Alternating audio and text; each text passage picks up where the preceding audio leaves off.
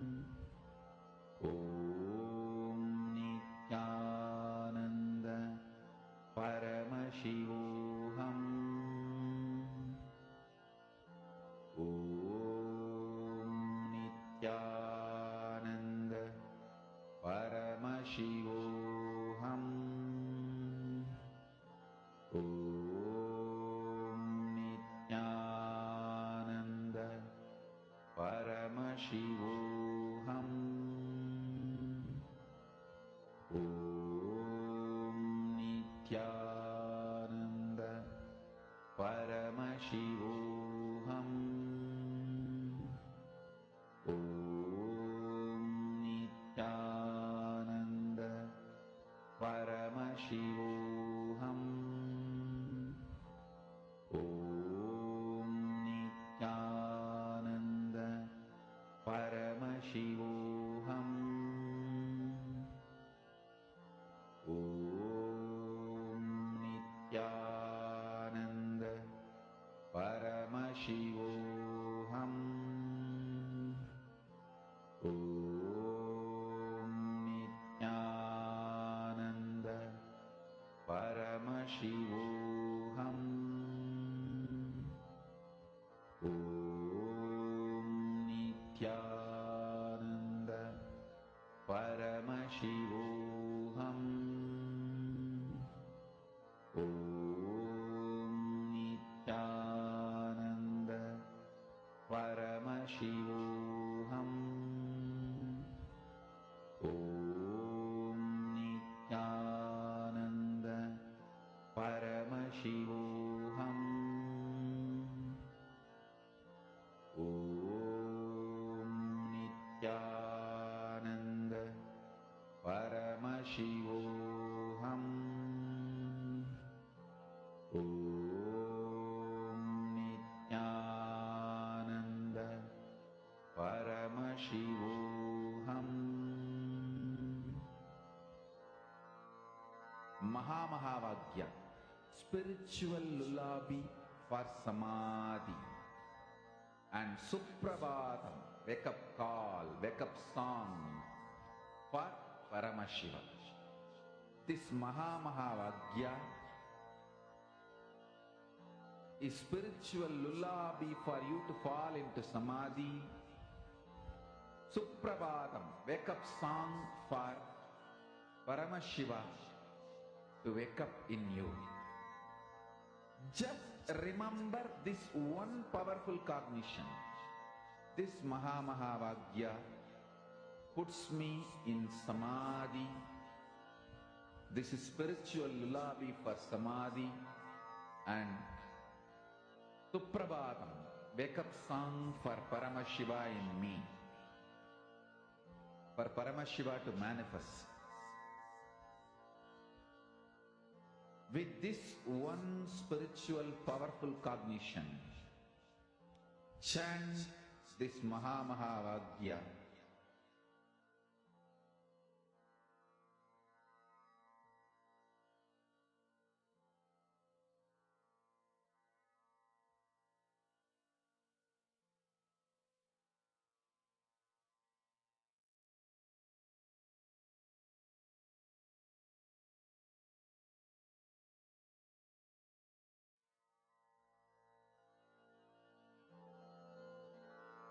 Mahamahāvāgya, spiritual lullaby for samadhi, and Suprabhatam, wake up call, wake up song for Paramashiva. For Paramashiva to manifest. With this one spiritual powerful cognition, chant this Mahamahāvāgya. Om Nityananda Paramashivoham. Om Nityananda Paramashivoham. Om Nityananda Paramashivoham. Om Nityananda Paramashivoham. Om Nityananda Paramashivoham. Om Nityananda Paramashivoham.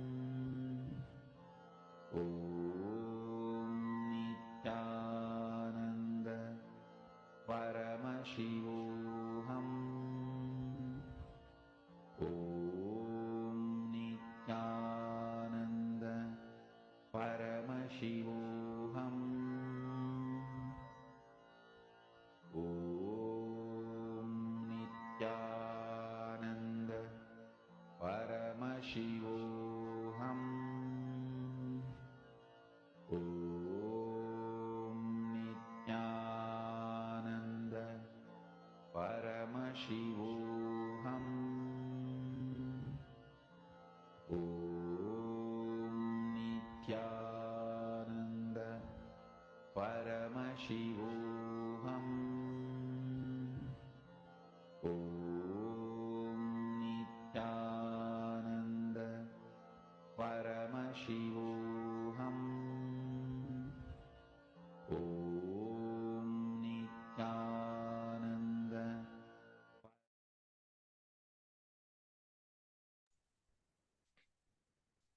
Slowly relax.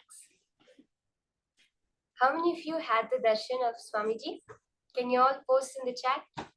If you had that darshan, that most powerful darshan of Swamiji just now, in whatever form, post the details.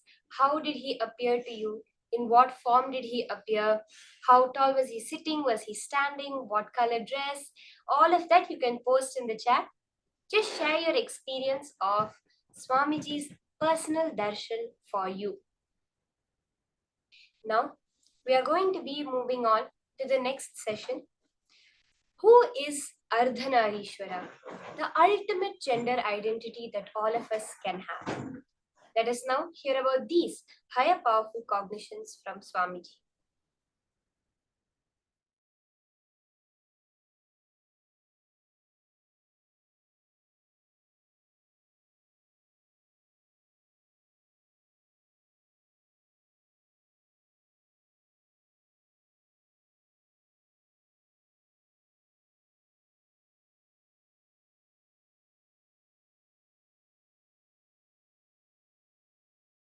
The social concepts and definitions of gender, gender related issues, if you take it as a joke, great, but if you seriously record them in your muscle memory and biomemory and keep them inside your cognition, it can be dangerous. Please listen, it can be dangerous. When a male body made to believe certain concepts of masculine, certain concepts of being a male by the society, the kind of a tension that muscle memory, biomemory goes through, the kind of a suppression it goes through, the kind of expectation it has about the other gender, the kind of incompletion it suffers and craves for the suppressed part,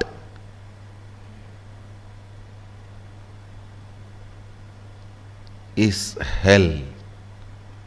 Such punishment for whole life. And the worst thing is,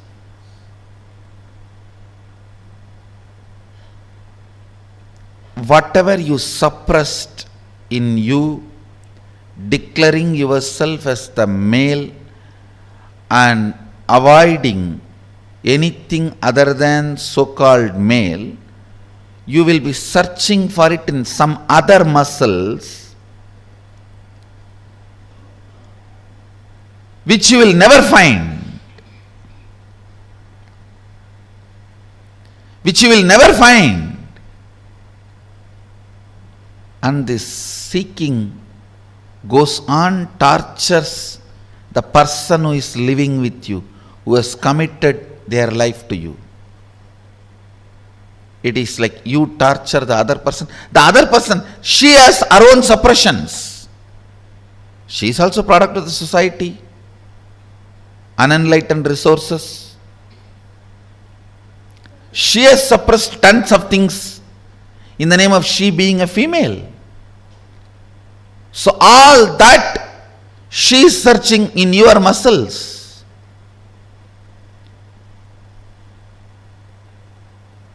It's like in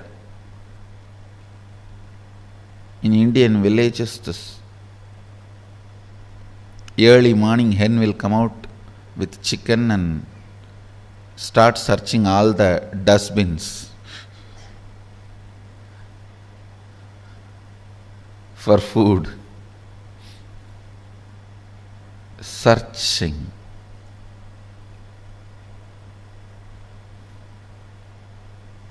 Searching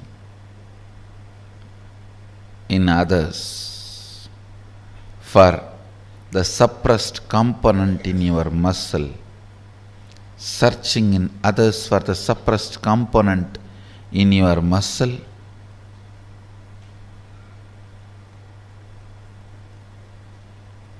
Is the most frustrating thing that can happen to anybody in life.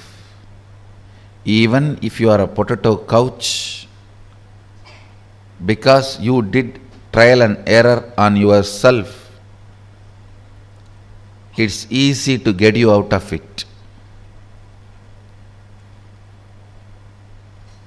But the patterns you pick up from others, believe it as your muscle memory, install it in your biomemory, takes such long completion, requires strong completion process for you to get out. Again and again it triggers violence, dissatisfaction, incompletion, resistance,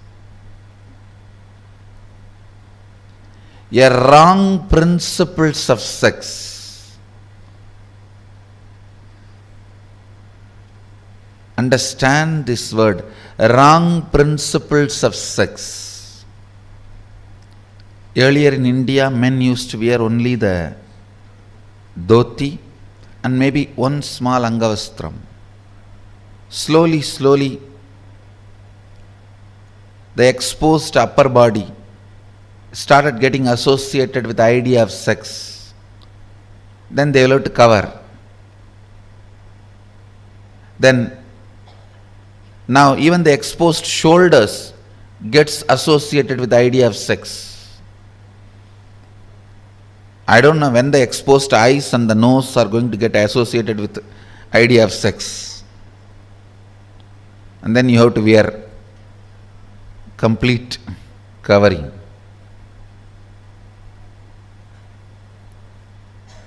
Understand various parts of body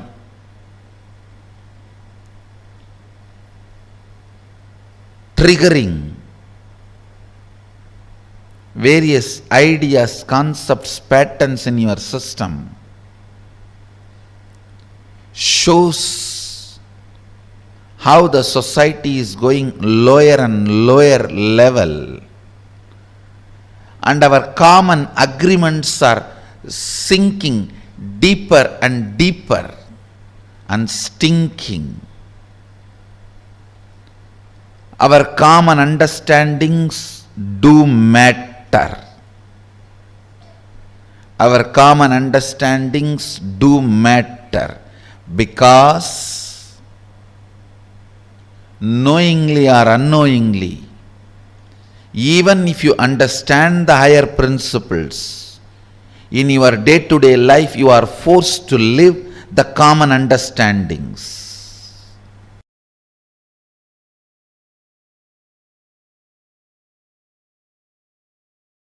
Ardhanarishwara is the ultimate symbol of the completion of the gender identity. Liberation from gender crisis. It's a beautiful form Paramashiva takes to show the completion of the gender identity.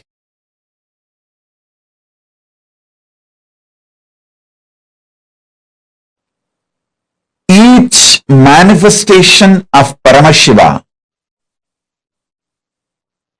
is one of the dimension which includes whole Paramashiva.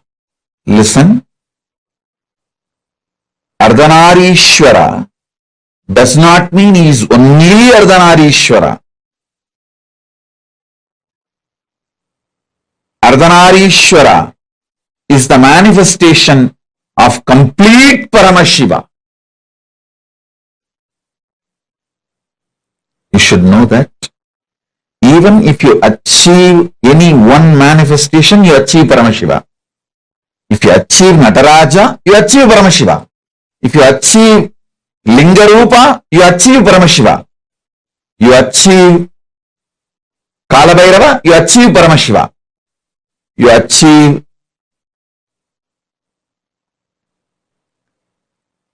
Hariharamurti, you achieve Paramashiva. You achieve any one form of the 64 manifestation, you achieve Paramashiva. So, many sampradayas of the Shaivite tradition center themselves on one manifestation of Paramashiva. For example, Aghoris center themselves on Mahakala Bhairava. Veerashaivites center themselves on Lingarupa and Veerabhadra. Each sampradaya centers themselves on one form of Paramashiva. Tantra sampradaya centers itself on Ardhanarishwara. So understand, when I give these basic principles, the foundation principles of Tantra sampradaya, and when you start living it, manifesting it, you achieve Ardhanarishwara directly, and Ardhanarishwara is Paramashiva himself.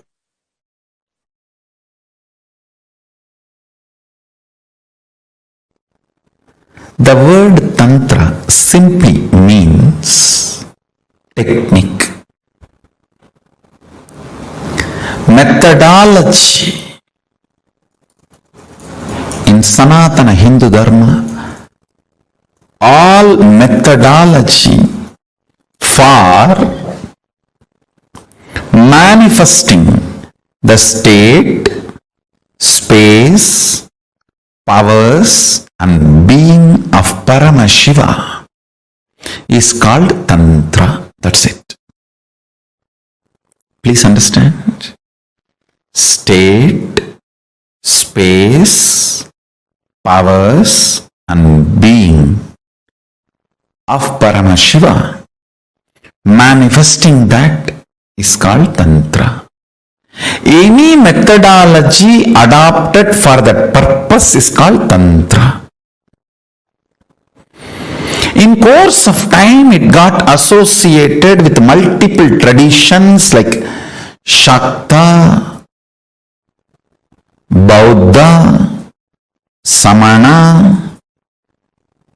In multiple sampradayas, orders, traditions of Hinduism, it got identified, associated, started having different connotations, and then comes the anti-Hindu narratives, anti-Hindu forces, Hindu-phobic forces contains this word and boxes it inside gory sexual activities and orgies.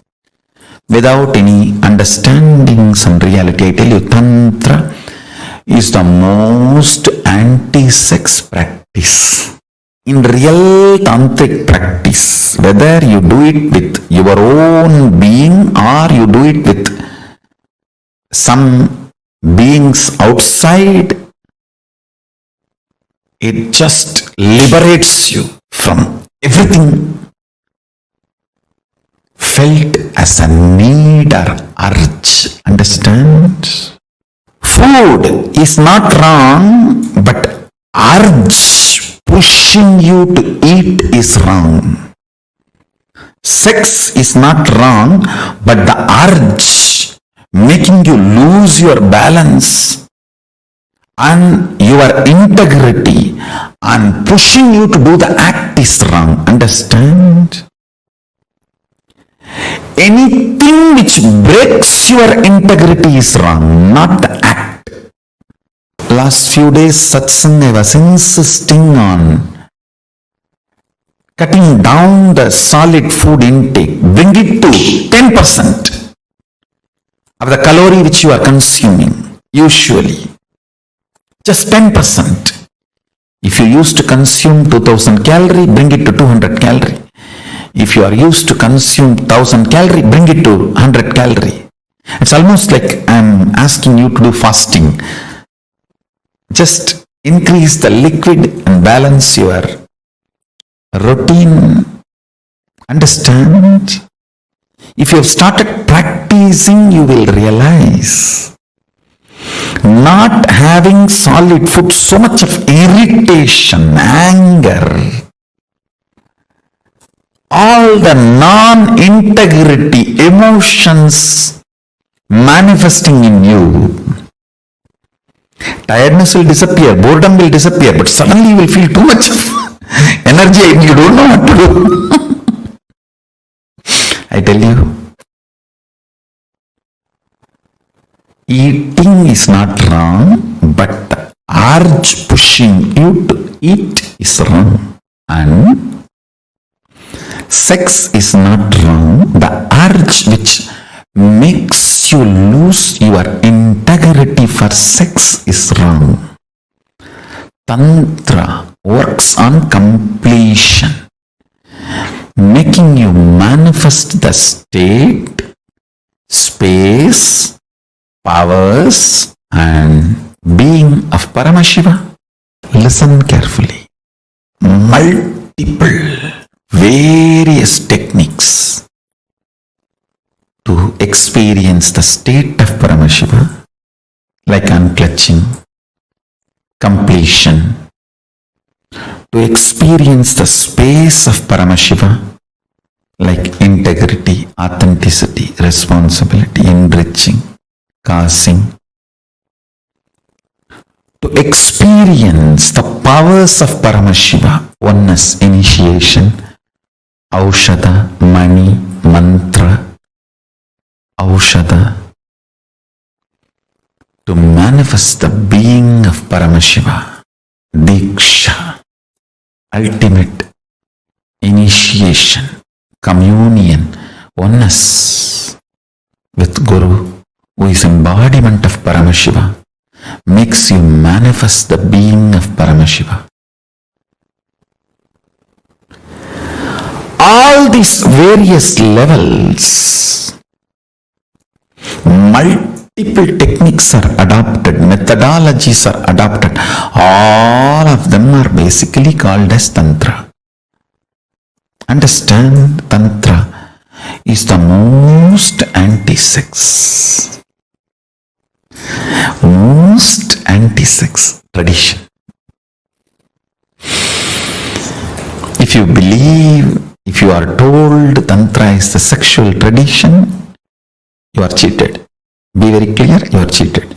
The kind of the feeling grounded you need to have, never to have tears in your eyes, can happen only by Tantra. When you are grounded, complete with all the emotions of body shaming, good, bad, right, wrong, everything need to be cleansed. All the toxic ideas inserted into your system, shame, guilt about your body and how you look and how you feel and the ideas of sex, gender, everything, all the false ideas society has inserted into you need to be removed. You need to be detoxified from all that stupid ideas. That's the only way. That's the only way you will get grounded and become a real Rudraganya. Every man should become a Rudra and every woman should become Rudraganya. That is Tantra. Every man should become Paramashiva, every woman should become Parashakti.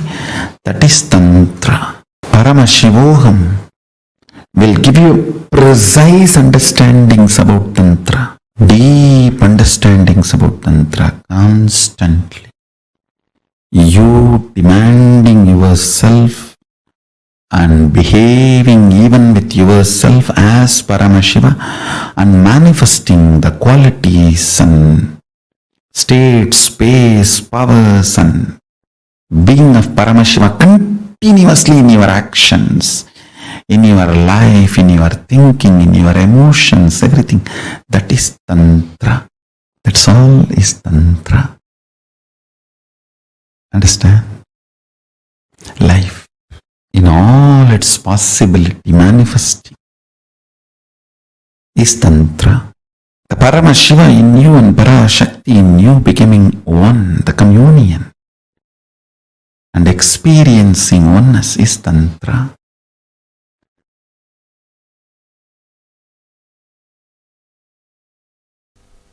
A very powerful incident happened in my life.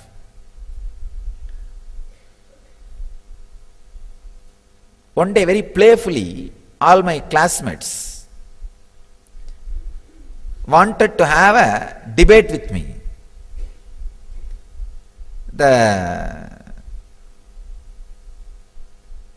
Some questions they asked about Ganesha. I answered very strongly.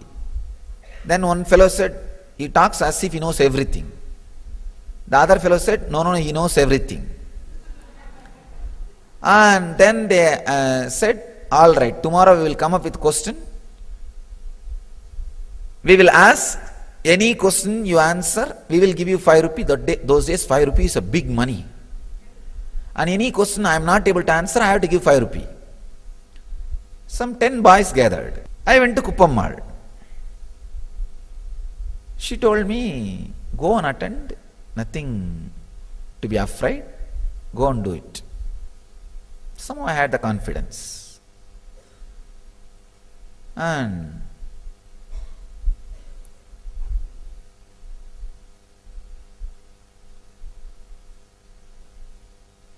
I did not even have the thought, if I don't know some answer, what will I do?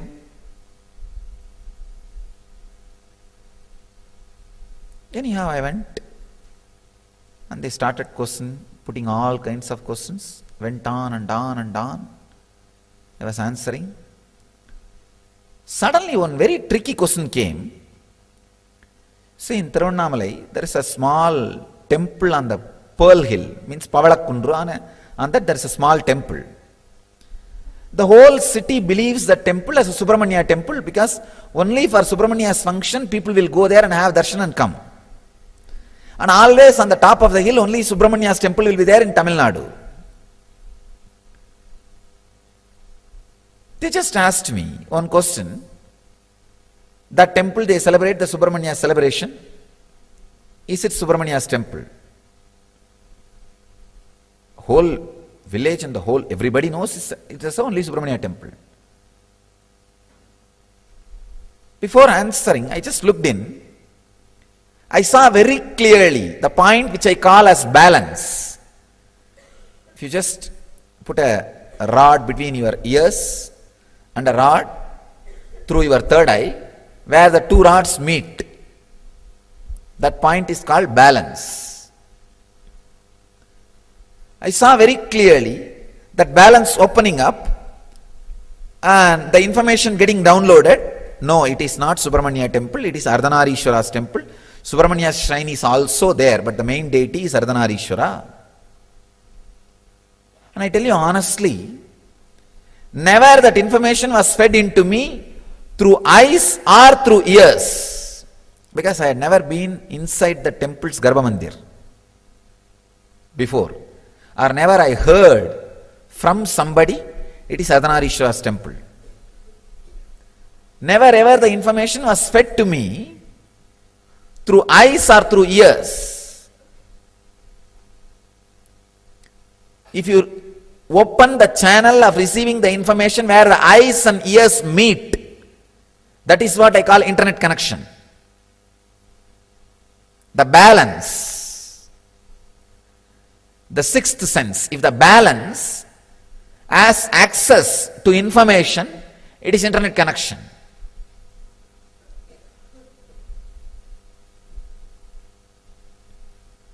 Your eyes are like web camera.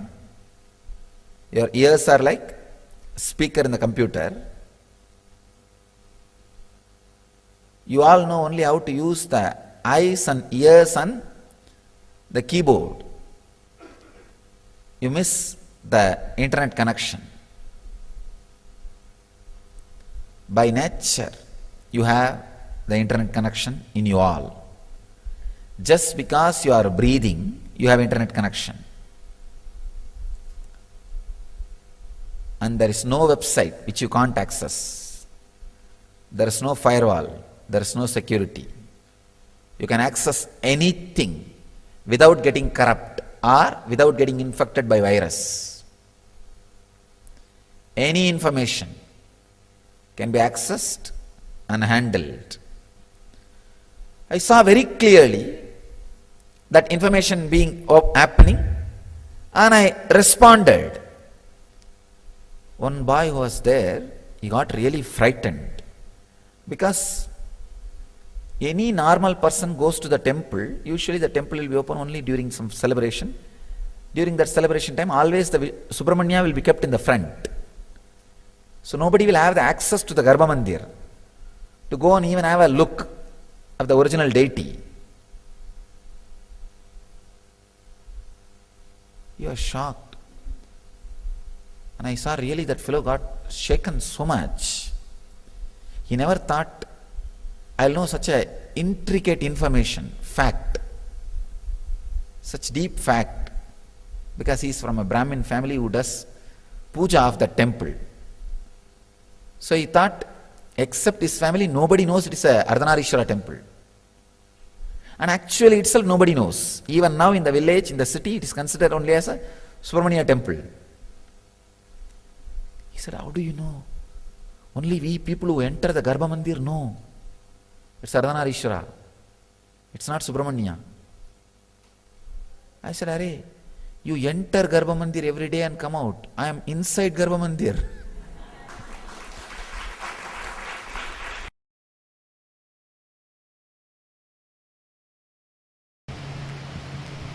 An enlightened being cannot be constrained into, first of all, one body. Forget about constraining me into one gender. In Vedic tradition, we call enlightened beings as transcendental gender, not transgender. Transcendental gender. Neither male nor female or gay or lesbian or transgender. It's a separate kind of a body. We call it Divya Sarira, which reflects the way you want to see, you will go on be seeing it. The way you want to perceive, you will be perceiving it. The way you want to enjoy, you will be enjoying it. So it is even in language, words, Sanskrit gives exemption from all the grammar, rules, everything to enlightened beings. The Sanskrit grammarian, he says, enlightened beings are trying to express something which can never be expressed through words. So they are exempted from all grammar rules, everything. It is called Arsha Prayoga. Whenever a rishi uses the language for his own convenience, the way he wants and the way he interprets, it is accepted as a trend and grammar rule, and it is called Arsha Prayoga. He is not bound by the linguistic rules, grammar rules. Same way, an enlightened being cannot be constrained even to one body with so much of difficulty when he is trying to express through one body. You can never be able to constrain him to one gender. Whether psychology or physiology or the whole system, the body I carry, nothing can be framed into one gender. Actually, the enlightenment itself is a physiological, psychological mutation.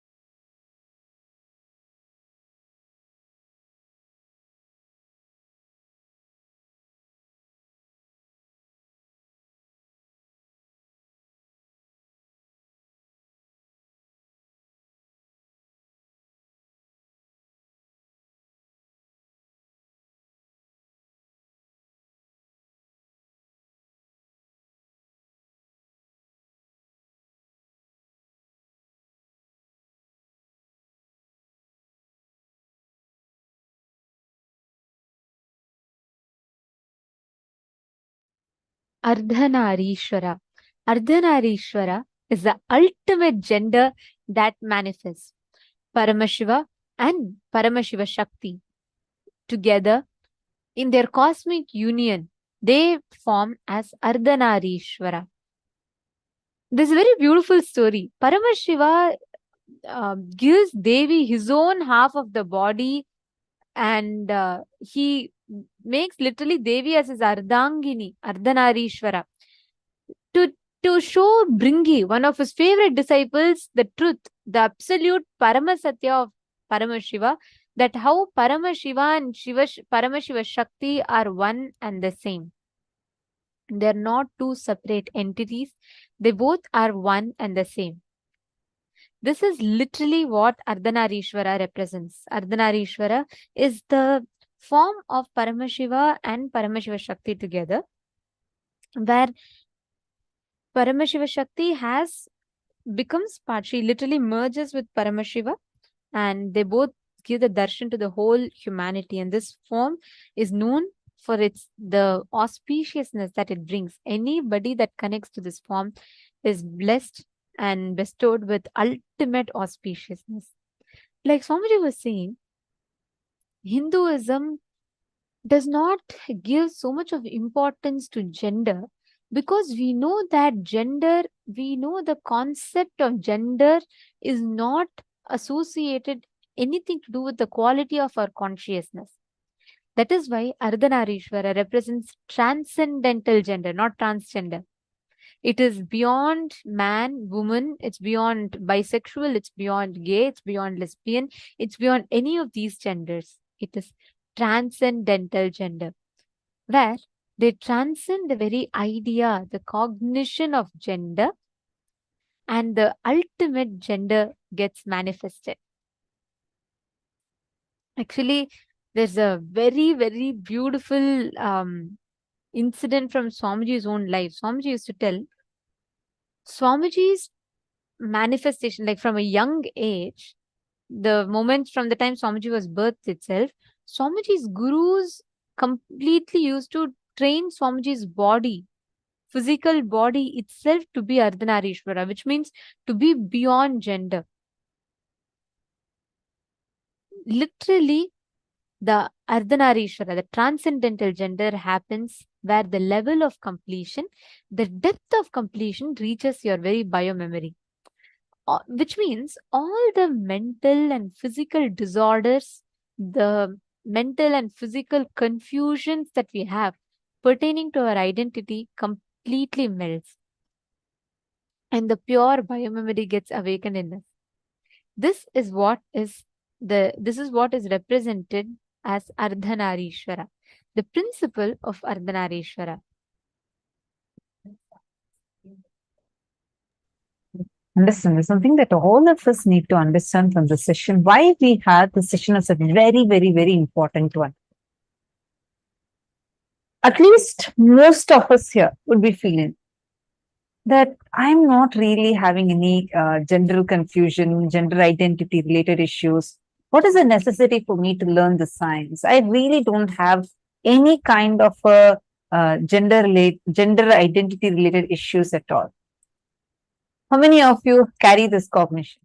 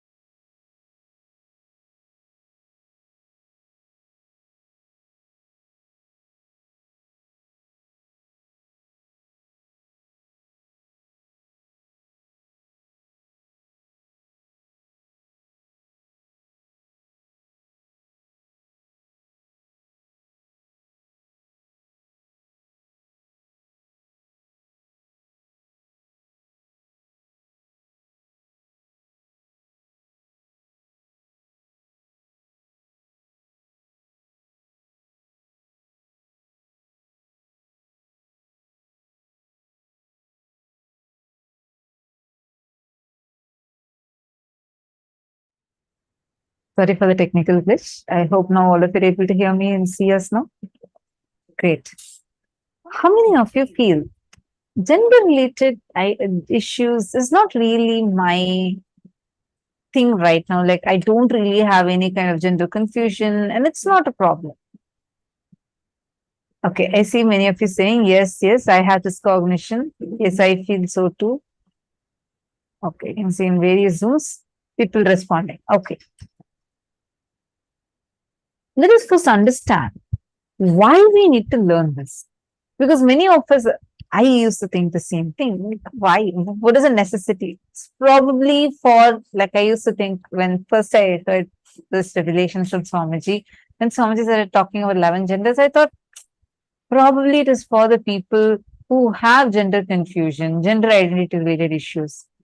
But then when Swamiji explained how you diagnosing your gender in multiple levels, you understanding about you is so important. It is not just to do with male, female, just this categorization that the society has taught us so far. It is a lot more deeper. When you understand the exact area that you are struggling with in your gender identity related issues, suddenly it will be like a waking up call that you would be having inside you, where you'll feel like, oh my God. So this is exactly where I was stuck and struggling with. Understand, many times while scanning, we have seen these people who, like especially some men, who have completely suppressed their creativity expressions completely, which is like with the deep cognition rooted in them, which tells them that because they are male, they should never be expressive.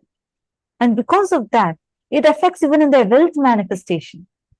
Very surprising how.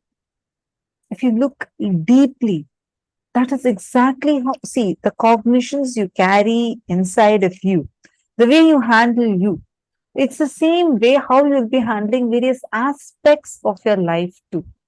In every aspect of your life, the way you are relating with you, the way you're relating with the people around you, the way you're relating with health, wealth, in every dimension.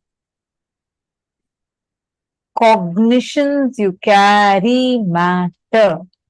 Ideas and cognitions that you carry matter. How many of you are understanding this? That is why when you start realizing that you are not, when you say you are a female, you are not 100% just female. Understand you're 51% female, 49% male. When you say you are a male, you are not fully 100% male. You are 51% male and 49% female.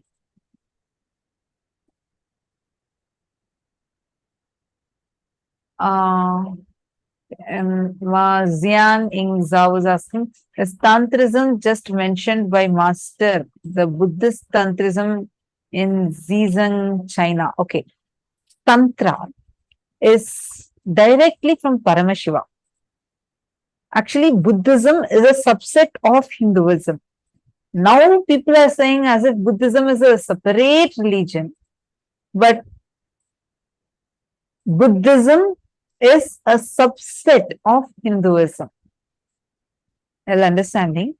Now, in Hinduism, Paramashiva himself reveals Tantra to all of us. Tantra is the most anti-sex practice. Because of the corruption that it went through, meaning the persecution, attacks that Hindus have faced, hundreds of years of persecution, worst ever genocide. Because of that relentless attacks, persecution, the sciences were directly attacked. And later it got diluted and got further connotations. Tantra simply means technique for enlightenment. Technique for enlightenment. Actually, if you see, Swamiji has given techniques, whether like how you can go beyond food and get enlightened, or just by eating the right food in the right manner, left, right, and center, enjoy food, just by eating, how you can go beyond eating and achieve enlightenment. How using, even through sleeping, there's actually a book Swamiji has written, which is called as Sleep Your Way to Enlightenment. Everything that we do, literally how to use that to achieve enlightenment. So I'm just given an elaborate discourse how your depression can become your gateway to your enlightenment. It will be like, what? Depression? Yes. Swamiji literally left no stone unturned. Tantra simply means technique for enlightenment. So I do not know what is told in Zizan, China, as you're asking, Ma, but you can match it this definition Swamiji is given and you can see, because Tantra is originally from Paramashiva. Later, there were many wrong connotations added to it. It's loaded, polluted. So now, first understand, if as a woman, you feel weak, insecure, powerless, you're searching for security, there's something that can, make you go through deep insecurity at many points in your life for no reason. Like, you feel like it's illogical.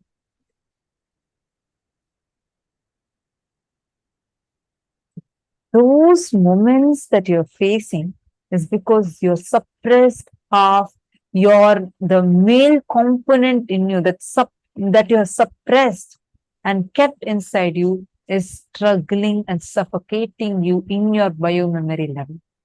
Only when you express it, only when you become complete with your own dimensions, you will manifest amazing grace, which is beyond your features. And that is when you see all enlightened masters, Siddha Purushas. Even when you see in Hinduism, there's a sect of sannyasis whom we call as Naga sadhus. If you see Naga sadhus, right, they will be completely clothless. That's what they're called as Naga sadhus. They're called as Digambaras, the one who wears the sky as their dress. If you look at them, right, you will feel tremendous respect. You will feel so sacred in Kumbh Mela and all.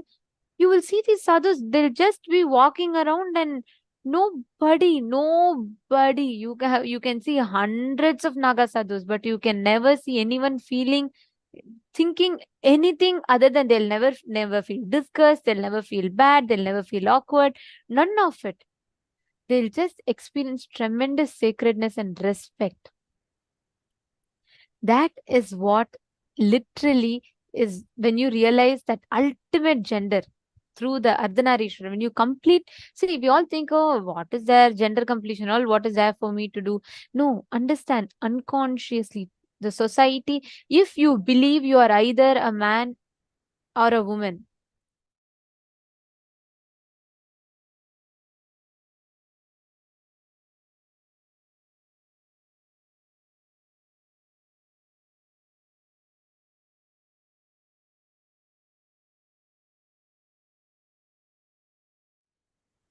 sorry, if society has taught you are either a man or woman, understand that itself means you need to complete.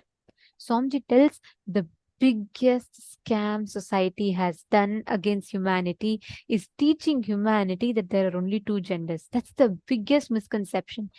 All of you put, I don't think there's any need for me to work on gender. Many of you have put that, right? Listen to this very carefully. You need to understand this one truth. If you believe you're just a woman or if you believe you're just a man, you have been wronged. The society has wronged you. You have not experienced what real completion, real fulfillment is. Every man is a man and a woman. Every woman is a woman and a man. So listen very carefully. Every single one of us, until you realize that you are not a man or a woman, you are beyond the gender. There's a very beautiful verse Adi Shankaracharya will sing.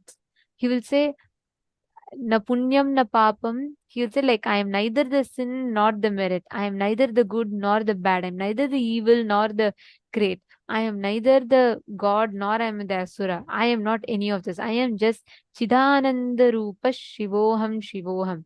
He says, I am just the embodiment of consciousness. I am Shiva. I am Shiva. This is the experience that Swamiji gives us.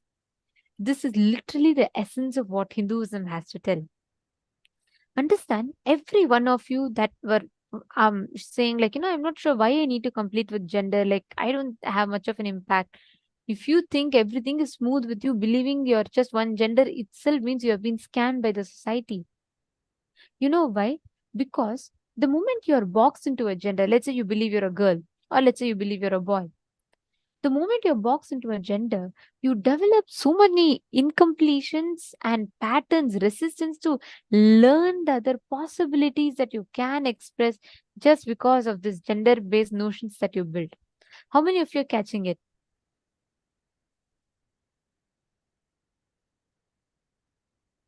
Same way, Tantra. Tantra is nothing but the exact experience of ultimate gender, the precise techniques that are given in Hinduism. And Hinduism has always had any path which is chosen. Hinduism has had a wave of enlightenment through that. And Tantra is one such path.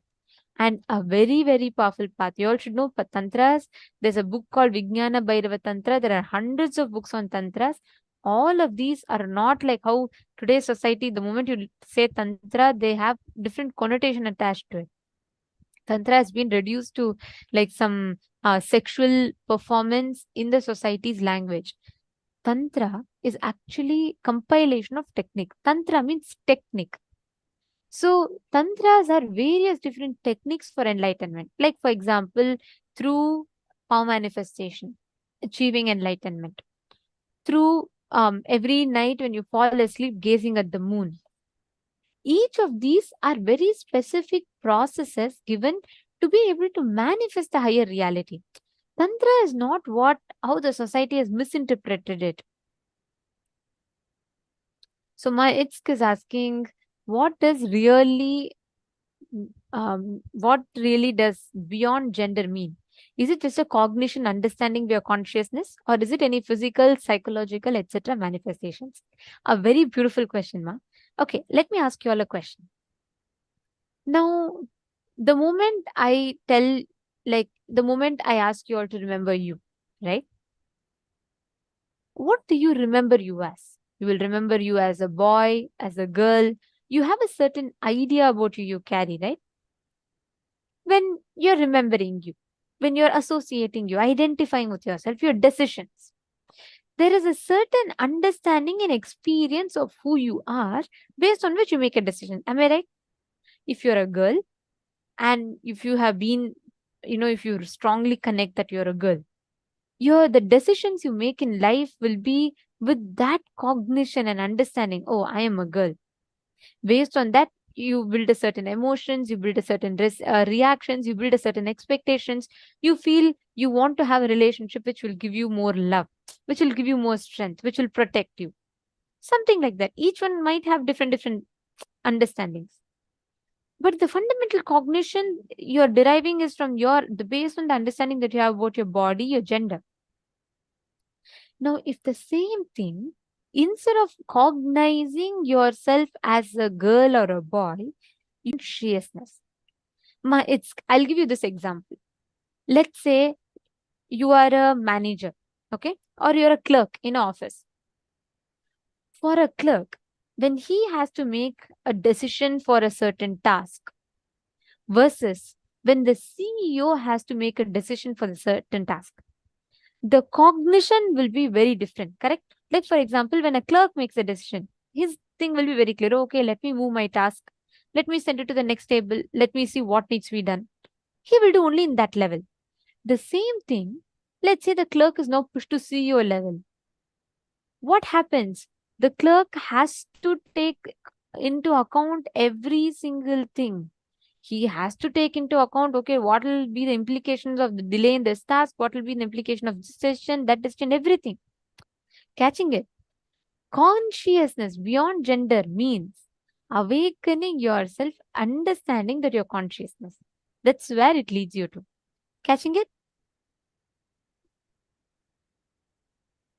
All right. Beautiful. Now, let us enter into the permanent.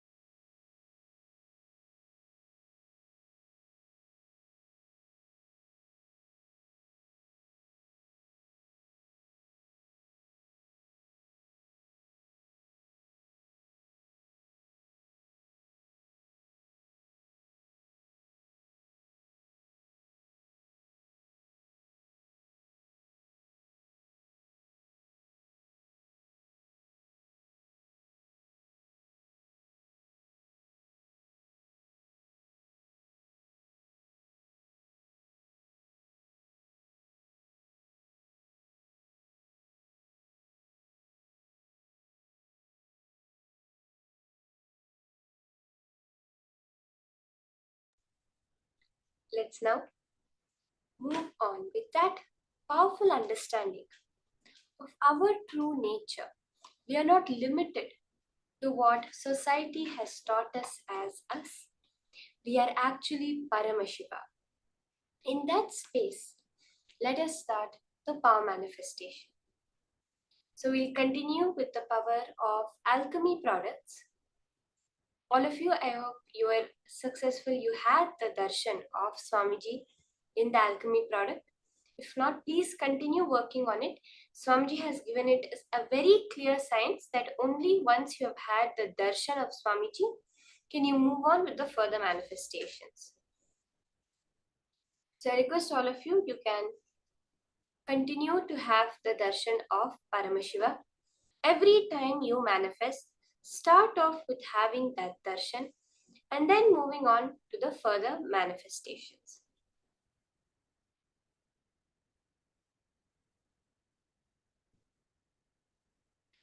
So now, for all of those that had the darshan of Paramashiva, we are going to be doing the power of remote viewing. You're going to be scanning to a particular place in the mirror.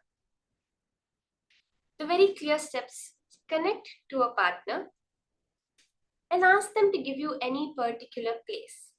See, if at all you don't have a partner to connect to, you can choose a particular place that you are entirely unfamiliar with. Okay? Go to that place, drop that space in your inner space and look into the Krishnashila, into the mirror, into that Aushadha, and exactly in that 3D quality, as if you are physically there or you are being led through a virtual tour of that place. With that clarity, you will be able to see in the alchemy product, in the mirror, that entire place. So let's get into it. Request all of you, all the participants, you can pick up your alchemy product and you can start connecting to a partner and request them to give you a particular place. Again, if you do not have a partner, you can always choose a place that you know of, but you do not know the details about that place yet. You've never been there, you just have heard the name, and scan the various details through the Krishnashila on that place. So let's start. Connect to Swamiji intensely. Understand you are not the limited identity that you have been taught. You are Paramashiva. Anything else other than that will is a delusion. With that context, when anything comes up in your inner space, just surrender it to Swamiji, surrender it to Paramashiva. Chant the Mahavakya. Be in that intense space of unclutching. So let's start this round of manifestation.